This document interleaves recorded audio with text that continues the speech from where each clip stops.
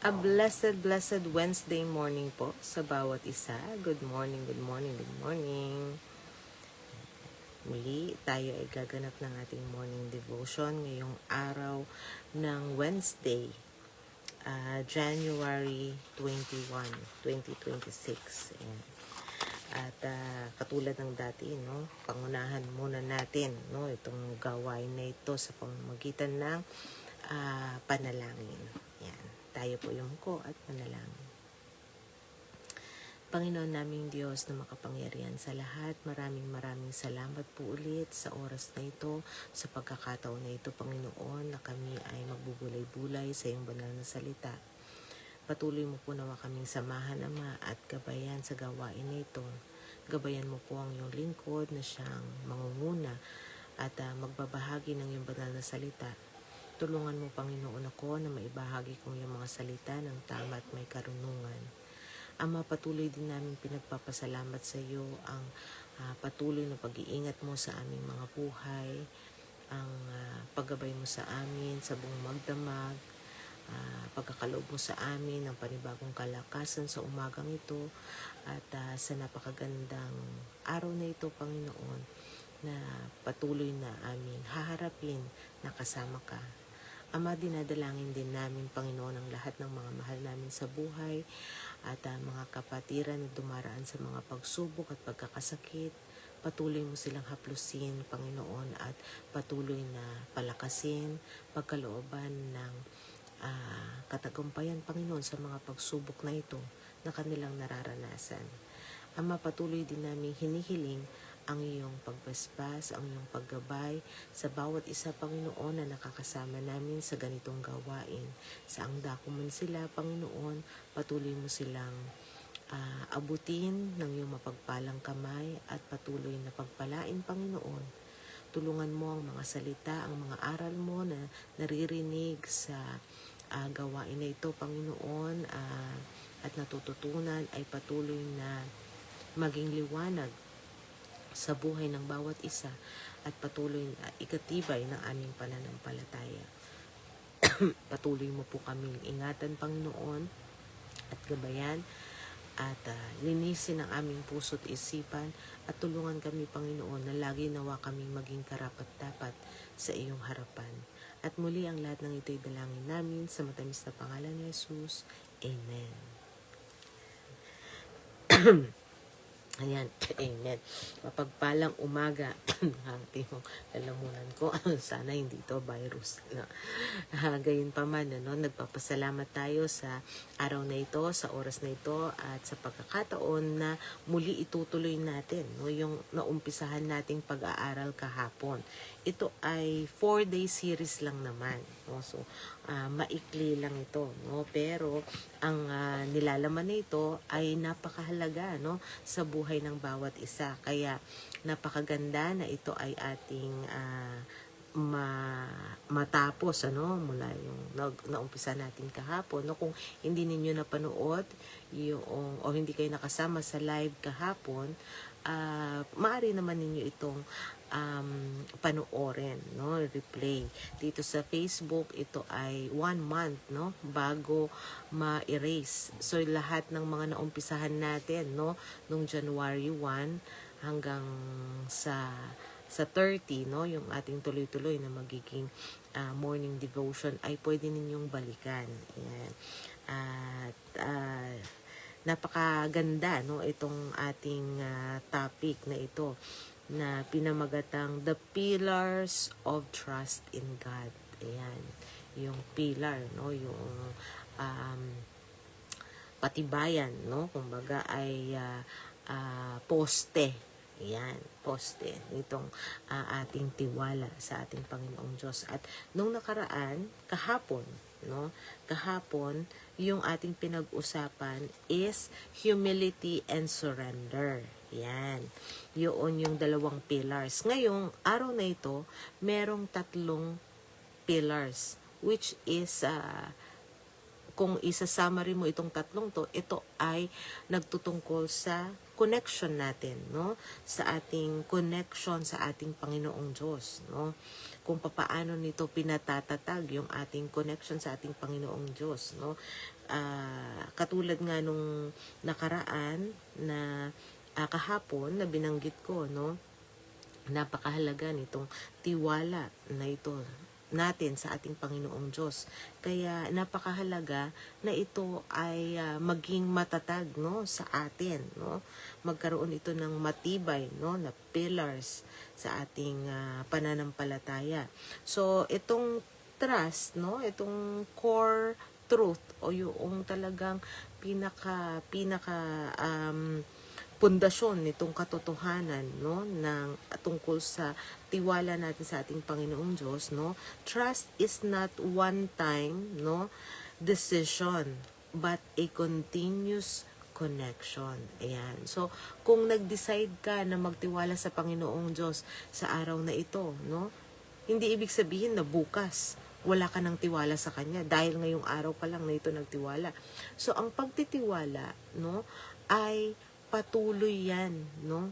Patuloy yan na ating ginagawa o pinagdidesisyonan o kinukumit, no? Sa pamamagitan ng connection, no, na ginagawa natin or yung relationship natin sa ating Panginoong Diyos, yung ginagawa nating relasyon o kung paano natin pinag-iigting yung ating relationship sa ating Panginoong Diyos. We cannot trust our God if we do not talk to Him, no?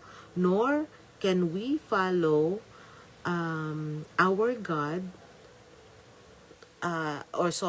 or can we follow our God, but His will, no, His will, sorry.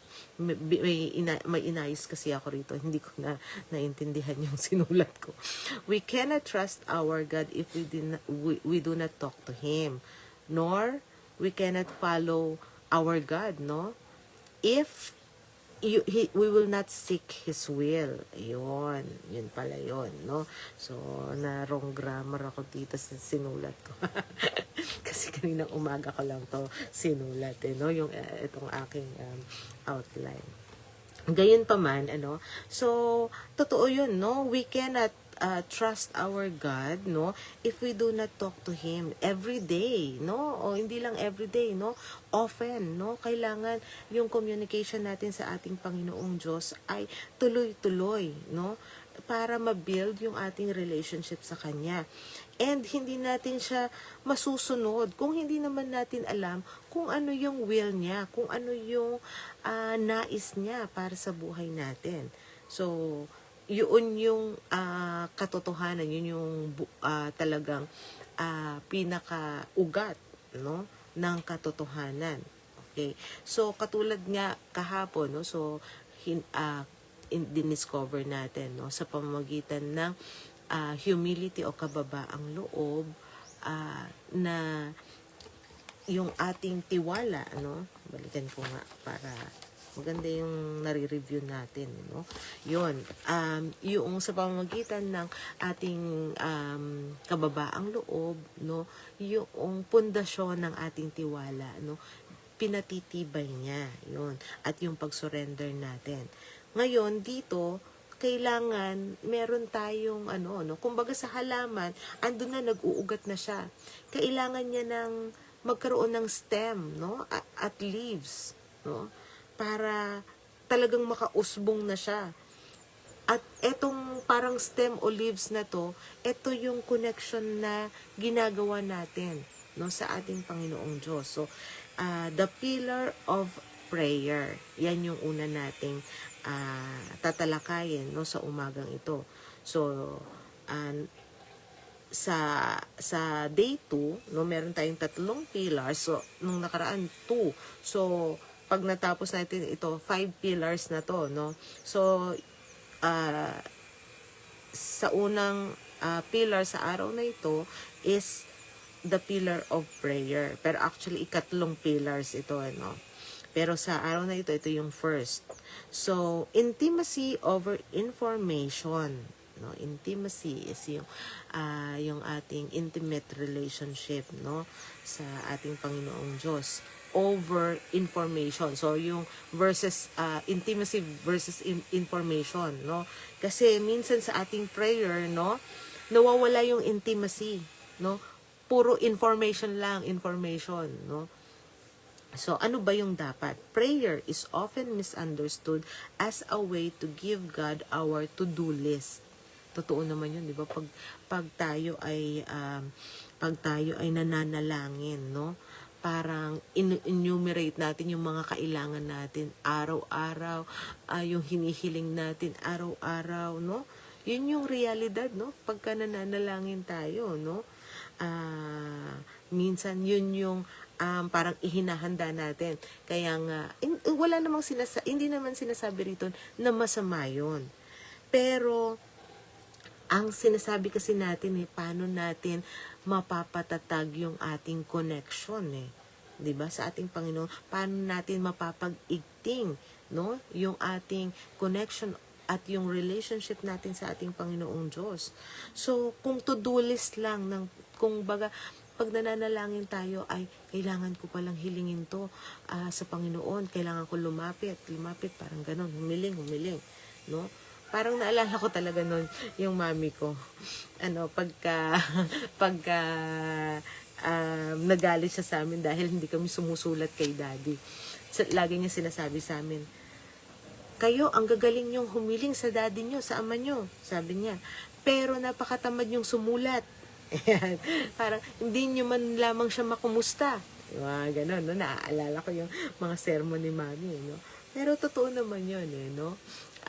Syempre, lalo na tayo, magulang na tayo, no? Parang gusto rin natin yung no?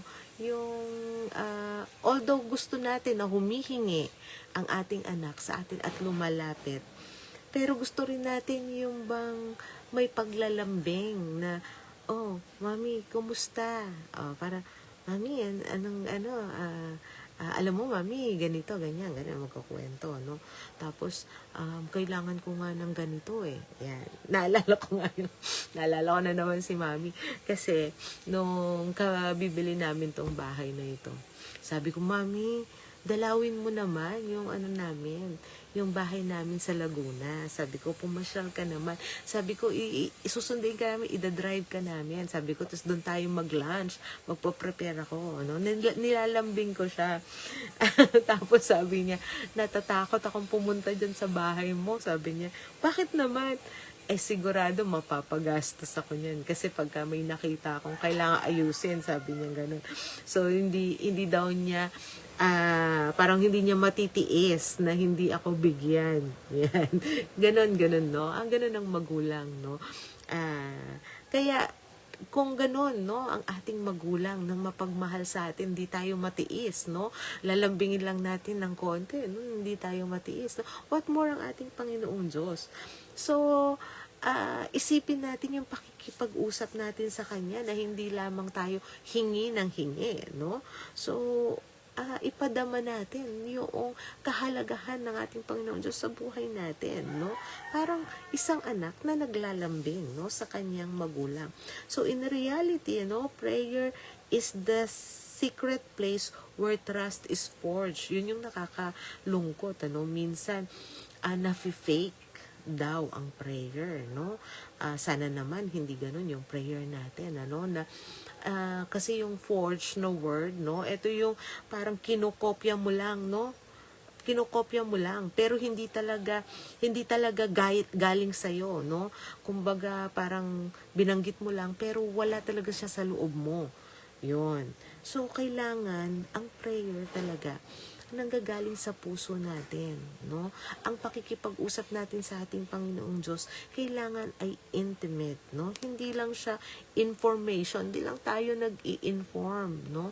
Kundi, andoon yung intimacy, yung malapit na pakikipag-ugnayan natin sa ating Panginoong Diyos.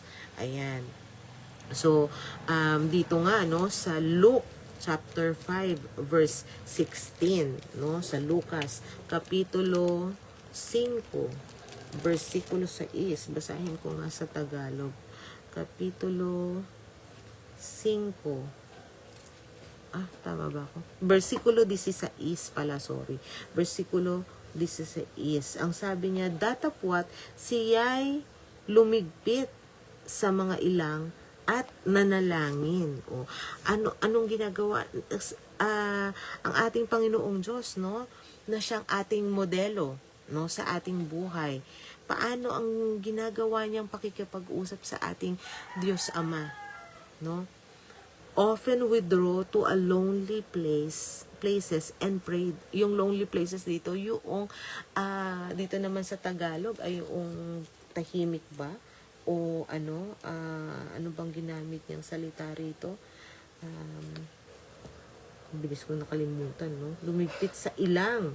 O sa malayong lugar naman to, sa ilang. So, ibig sabihin, naghahanap siya talaga ng quiet place, no, kung saan taimtim siyang makikipag-usap sa ating Diyos Ama, sa ating Panginoong Diyos, no. Doon siya nananalangin. So ibig sabihin, gusto kasi ng ating Panginoong Jesus yung intimate na usapan, no, sa ating Panginoong Diyos. So talagang nagtatalaga siya ng oras at pinaprioritize niya. Ayan. So, if the Son of God prioritize this connection to remain in alignment with the Father, how much more do we need it?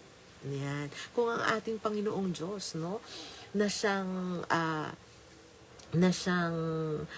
hari, no, nagbugtong na anak, no? What more tayo na nangangailangan siya, no, na ang Panginoong Diyos ay laging kasama niya, no? What more tayo, no? Na dapat nating saliksikin, dapat nating i-prioritize, dapat nating unahin yung ating pakikipag-ugnayan sa ating Panginoong Diyos. So, detailed insight, no?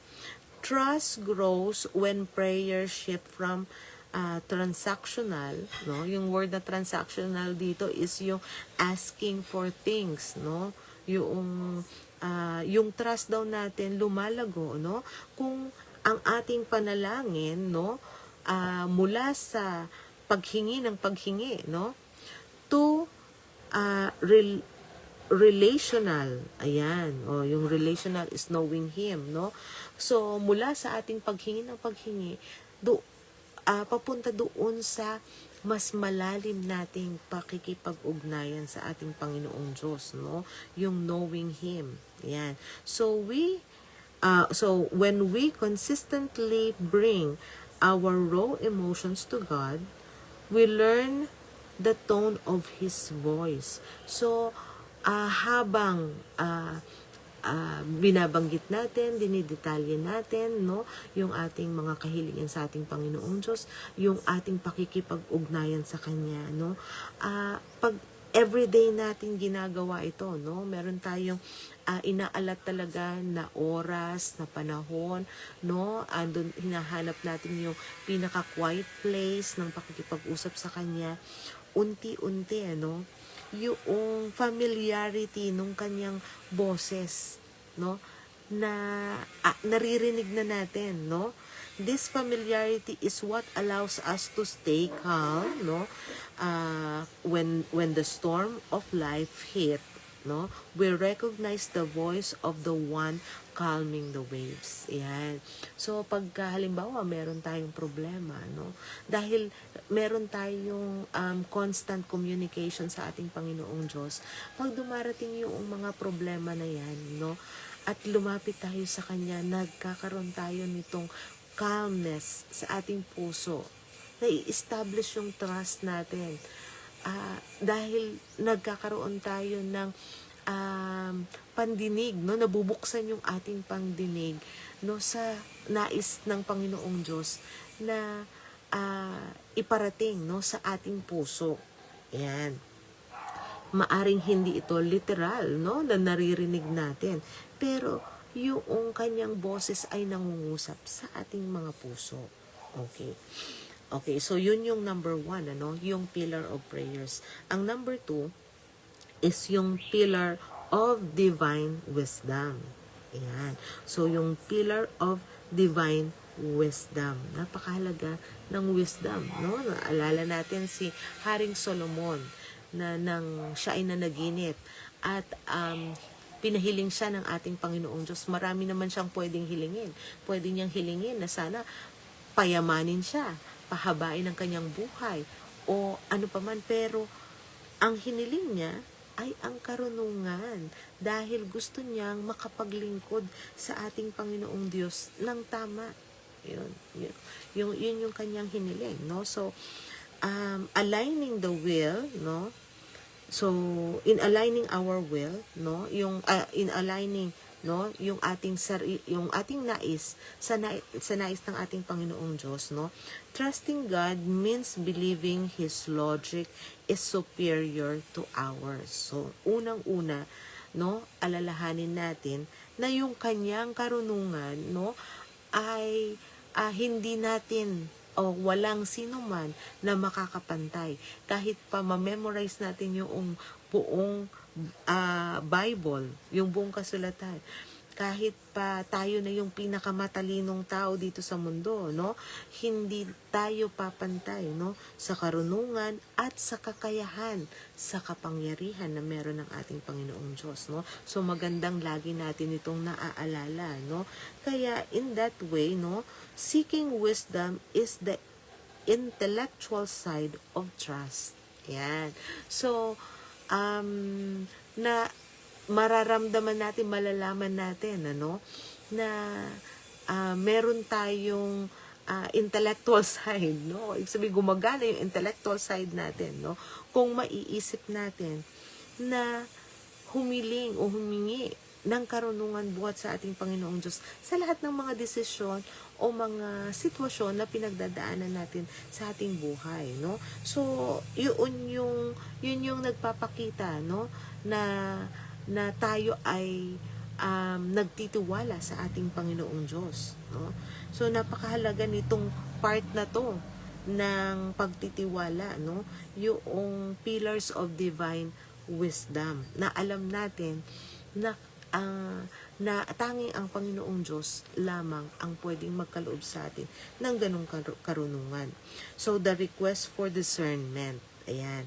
Etong wisdom kasi, minsan kasi nako-confuse ang tao doon sa knowledge at saka doon sa wisdom. So, yung knowledge is something na pwede mong ma-attain sa pamamagitan ng pagbabasa mo ng banal na kasulatan, pag-aaral mo ng kanyang salita, no? Pwede kang magkaroon ng knowledge dyan, no?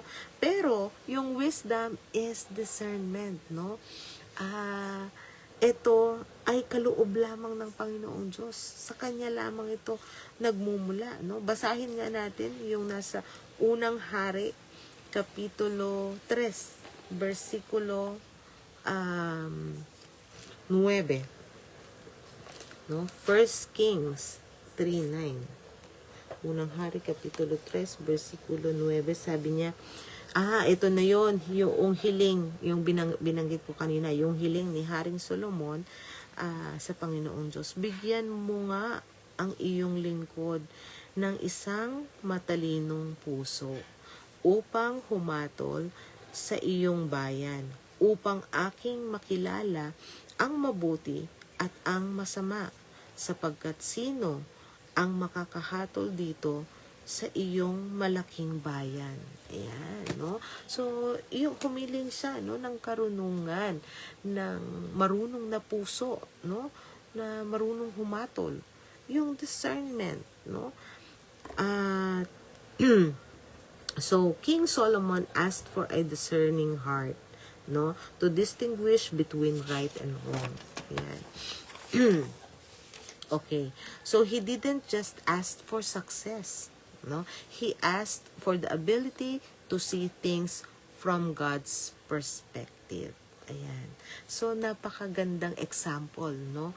Kung papaano yung tiwala na meron si Haring Solomon sa ating Panginoong Diyos, na alam niya ang Panginoong Diyos lang ang pwedeng magkaloob nun sa Kanya. So, building this pillar, no, by pairing our prayer with the diligent study of the word, no? So yung katulad yung kanina, pillars of prayer. Ito naman yung pillars of wisdom. So divine wisdom, ano.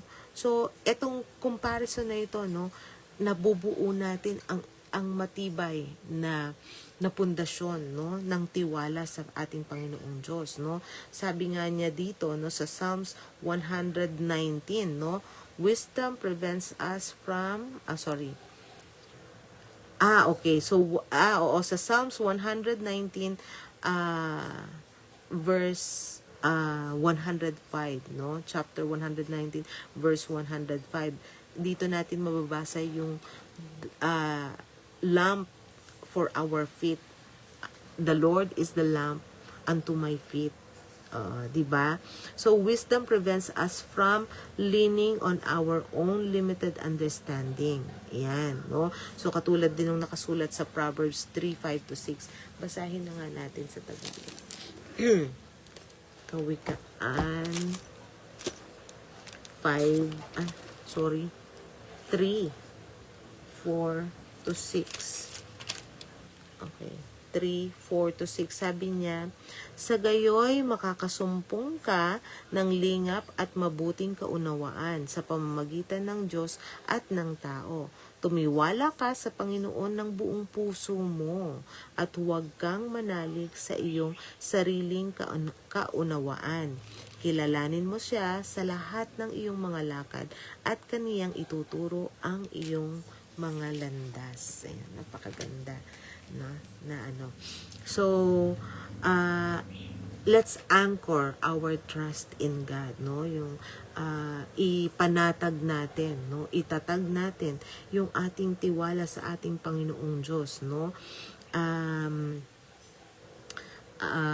When we're leaning on our limited understanding and anchor our trust in the objective truth of God's character rather than our subject feeling. So wisdom, no, prevents us with this, no, na sa pamamagitan ng karunungan, ano, na itatatag natin yung ating tiwala sa ating Panginoong Diyos at yung ating damdamin, no, ay na itatalaga natin, no, sa ating Panginoong Diyos. So sa pamamagitan nitong karunungan, kaya napakahalaga, no, na sa ating mga desisyon, sa ating paglakad, no, ay ipanatag natin yung ating tiwala sa ating Panginoong Diyos.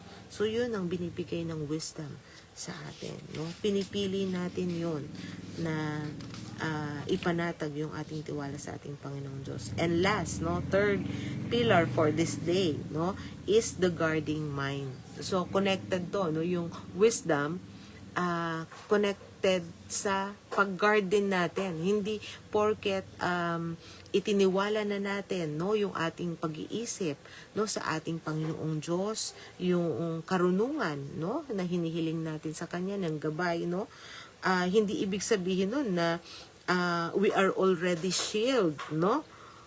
Alam naman natin, no, na sa panahon ngayon napakadaling pukawin yung attention at yung focus ng tao, no. So the pillar of guarding the mind, no, so the shield of truth.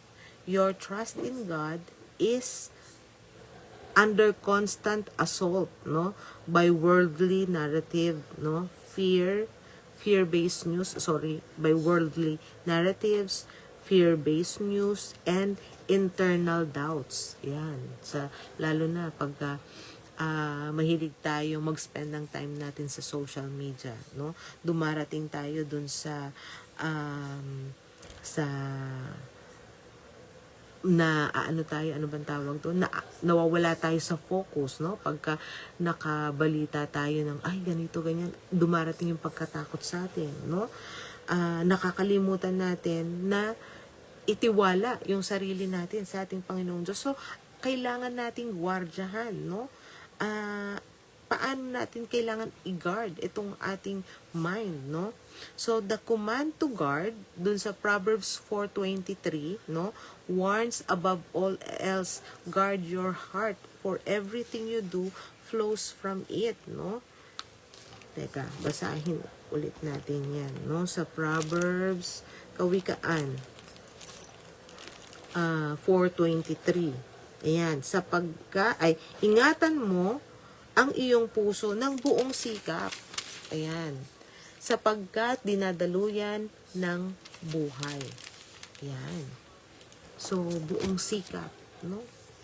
Buong sikap nating guardahan yung ating puso. Paano itong buong sikap na ito, no? So, ibig sabihin, no, lagi nating unahing isipin ang ating Panginoong Diyos, no? Hilingin din natin, no, by prayer, na tulungan niya tayo na maproteksyonan yung ating puso, yung ating pag-iisip, no? In biblical Hebrew, no, the heart encompasses the mind and the will. Yeah. So, yung encompasses yung nasasakupan, no? Alam natin na yung puso natin, no? Nasasakupan din niya yung isip at saka yung mga desisyon natin sa buhay. Yan. So, kailangan natin magwardyahan, no? Yung ating puso, yung ating damdamin, na pwedeng baguhin niya yung isip natin at baguhin din niya yung mga desisyon natin. So, cultivating trust requires a spiritual filter, no? Spiritual filter, no? Ano kaya itong mga spiritual filter na kailangan natin gawin? If we fill our mind with 90% worldly fear, and 10% scripture, our trust will be fragile. Ayan, no? So, kung pinifeed natin yung ating mind sa mga bagay na nakakatakot, no? Pinapaniwala natin yung ating sarili dun sa mga bagay na ito yung mangyayari, hindi natin to mariresolve. Hindi natin to makakaya, no? Walang sino man na pwedeng makapagpahadlang nito. Naku, ano, yung mga ganong bagay, no? Naku, pagka hindi ko ito nagawa, no? Paano na ako in the future, yung mga ganong thinking, no? Pagka napupuno natin yung sarili natin, tas 90%, imaginein mo, no? And 10% lang yung sa scripture, no? So, yung trust natin, no, ay magiging fragile, yung parang babasagin, madaling mabasag, madaling bumitaw, no? Madaling bumigay. So, ibig sabihin nun, no, our way of spiritual filter is to feed our mind with God's word, with God's promises. Doon tayo kumapit sa salita ng ating Panginoong Diyos, no? Sa kanyang mga pangako. Yun yung napakaganda. Alam natin, no, na mula noon, lahat ng binanggit ng ating Panginoong Diyos ay nangyayari, nagaganap. Kaya ang kanyang pangako, ito ay surely, no, 100% na mangyayari, magaganap. So we need to hold on, no, to God's word, no, to His promises. Guarding the mind means intentionally replacing anxious thoughts with the promises of God, no? So, as Philippians 4:8 suggests, we must dwell on what is true, noble, and right to keep the connection of the trust unbroken. Yan. Basahin nga natin. Philippians o Pilipos, Kapitulo 4, versikulo 8. Sabi niya, katapos-tapusan mga kapatid, anumang bagay na katotohanan, anumang bagay na kagalang-galang, anumang bagay na matuwid, anumang bagay na malinis, anumang bagay na kaibig-ibig, anumang bagay na mabuting ulat, kung may anumang kagalingan at kung may anumang kapurihan, ay isipin ninyo ang mga bagay na ito. Yun, no? So, doon natin ilagak yung ating pag-iisip doon sa mga bagay na yun, no? Actually, ito napakagandang memory verse talaga itong binasa natin na ito, no? So, every time na dumarating sa atin yung anxiousness, yung depression, yung anxiety, yung mga bagay na yan, ano? Etong verse na ito, no, will help us, no, ipapaalala sa atin, no, na teka, bakit ko ba ini-spend yung oras ko sa mga ganitong isipin, no? We must dwell on what is true, noble, and right, no? To keep the connection of trust unbroken. Yan. So, napakagandang paalala sa atin, no? Itong additional 3 pillars. So, 5 pillars na tayo, no? From yesterday and today. Ayan. So, napakagandang pagbulay-bulayan ito, no? Alam nyo, minsan ako, yung mga devotion, minsan inuulit ko siya, no? Kahit ako na yung nagsalita, no? Kaya nga, ginawa ko na talaga, sinulat ko na siya, no? Dito sa notebook, para, kumbaga, ay nare-review ko. Kasi talaga namang madali naman natin talagang makalimutan sa dami ng naiisip natin. Alam mo, lalo na sa social media ngayon, no? Ang daming bago. Ang daming pwedeng pumukaw ng isip mo. At ang daming pwedeng magdikta, no? Sa decision mo, no? Pwedeng mabago yung decision mo pagka may nakita ka, no? Pero pagka nagre-focus tayo, no? Clear natin yung ating mind natin, no? Naiisip natin, teka, ano ba yung plano ng Panginoong Diyos? Isik ko muna, no? Yung plano ng Panginoong Diyos. Itiwala ko muna, no? Lahat ng mga desisyon ko sa Kanya, no? Ito yung matatag, no? Na desisyon na pwede natin gawin araw-araw sa ating buhay, no? Yung lumapit tayo sa Kanya in prayer, at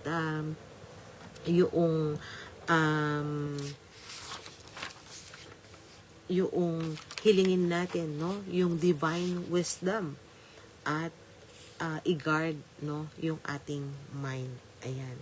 So, napakagandang paalala sa atin, no, sa araw na ito, no. Dito, meron tayong personal application and reflection. So, katanungan, no, when was the last time I sat in prayer, no, without any agenda, no, simply to enjoy God's presence and listen. Yan. Kailan ba, no? So magandang tanungin natin yung ating sarili. Kailan ko na ba huli, no? Kung araw-araw natin ito nagagawa, ay mabuti, no? Napakagandang bagay, no? Na nagagawa natin ito araw-araw, no? Yung ating daily connection sa ating Panginoon Diyos ay hindi natin napapabayaan. So, ibig sabihin nun, matatag, no? Yung ating tiwala sa ating Panginoong Diyos, no? Pero syempre, hindi lang siya basta prayer na nag-enumerate lang tayo ng mga kailangan natin, no? Yung intimate prayer, no? Yung talagang malapit na pakikipag-ugnayan sa ating Panginoong Diyos. And, syempre, input versus output. Anong ibig sabihin nito? Am I feeling my fears more than I am feeding my faith? Yan. So, compare the time spent on social media, news, or news, no? Versus the time spent in the Word of God. Yan. Ano ba yung mas maraming oras, no? Na ini-spend natin ikumpara sa social media at saka sa mga news, sa mga bagay-bagay na nangyayari, no, sa kapaligiran versus dun sa time na ini-spend natin sa pakikipag-ugnayan sa ating Panginoong Diyos. So yon, no, i-compare natin yung bagay na yon. So in that way, no, makikita natin, no, kung gaano katatag, no, yung ating relationship sa ating Panginoong Diyos, yung ating connection sa Kanya. Ayan. So, call to action, no? Set a connection appointment. Ayan. So, start, kung hindi pa kayo nakapag-start, no, ng inyong connection appointment, start it today, no? Spend 15 minutes in a quiet place, no? For the first 5 minutes, speak honestly to God about your current state, no? Kwento mo sa Panginoon yung iyong kalagayan, no?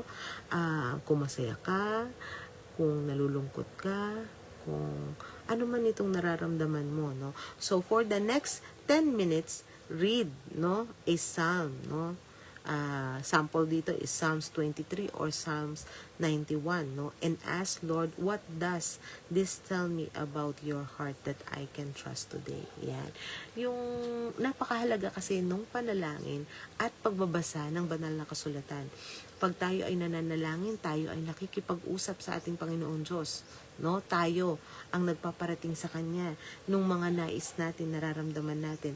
Pero kung tayo ay nagbabasa ng banal na kasulatan, tayo ay nakikinig naman, no, sa salita ng ating Panginoon Diyos. So yun yung yun yung perfect communication, no?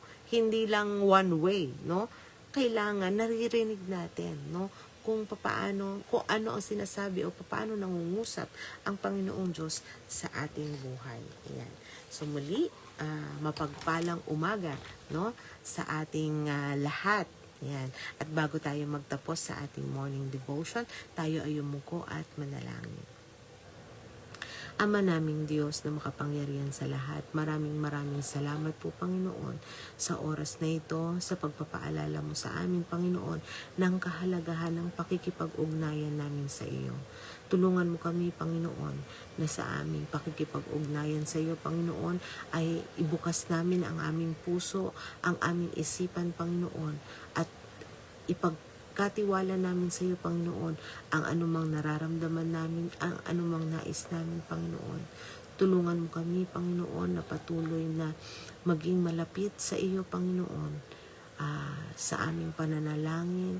Gabayan mo kami, bigyan mo kami ng karunungan, Panginoon, ng tamang pakikipag-usap sa iyo, Panginoon, kung saan, Panginoon, hindi lamang kami ang nagsasalita, kundi ikaw din ay nangungusap sa aming mga puso.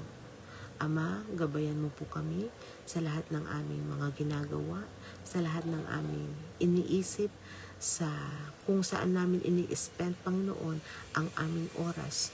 Tulungan mo, Panginoon, na lagi namin maisip na magtalaga ng oras sa pagbasa sa iyong mga salita, Panginoon, dahil dito, Panginoon, napapaalala sa amin ang iyong magandang plano at nais sa aming mga buhay. At muli, Ama, patuloy mo po nawa kaming gawing karapat-dapat sa napakadami mo pong biyaya at pagpapala sa amin. At ang lahat ng ito ay hinihiling namin sa matamis na pangalan ni Jesus. Amen. Amen. A blessed day po ulit, no? A blessed morning sa bawat isa. See you later sa ating evening devotion. And later po, no? Nawa ang bawat isa sa atin ay huwag kalimutan mag-attend, no, sa ating midweek service. To God be the glory. God bless po.